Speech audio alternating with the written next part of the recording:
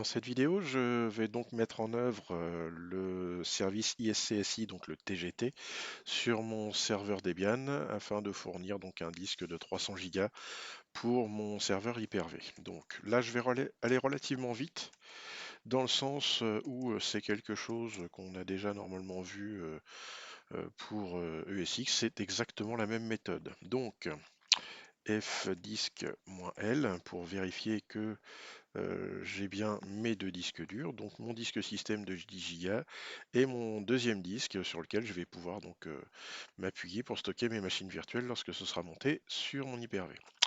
Donc 300 Go, là-dessus je vais faire une partition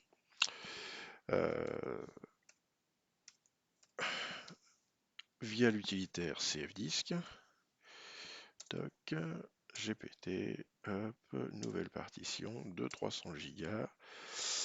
J'oublie pas de sauvegarder ces infos. J'écris bien oui ici, ou yes hein, si on est sur une Ubuntu. Et je quitte l'utilitaire. Je refais mon fdisk-l. Je vois bien ma partition SDB1. Maintenant, je vais installer le paquet TGT. Donc apt install. Oups, je suis pas dedans. apt install TGT. Donc ça prend assez peu de temps normalement.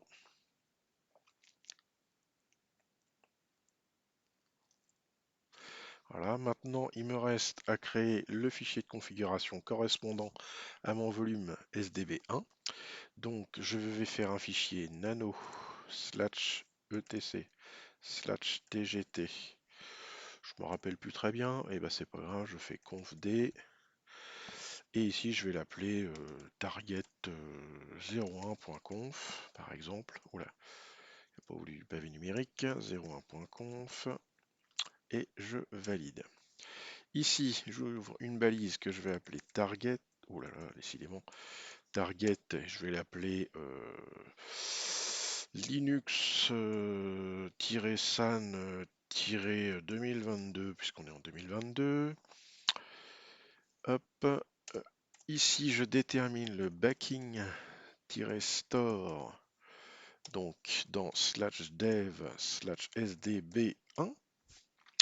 Et je ferme ma balise en faisant un /target. Et c'est tout ce que j'ai à mettre dans mon fichier de configuration. J'enregistre et je quitte. Je redémarre TGT, systemctl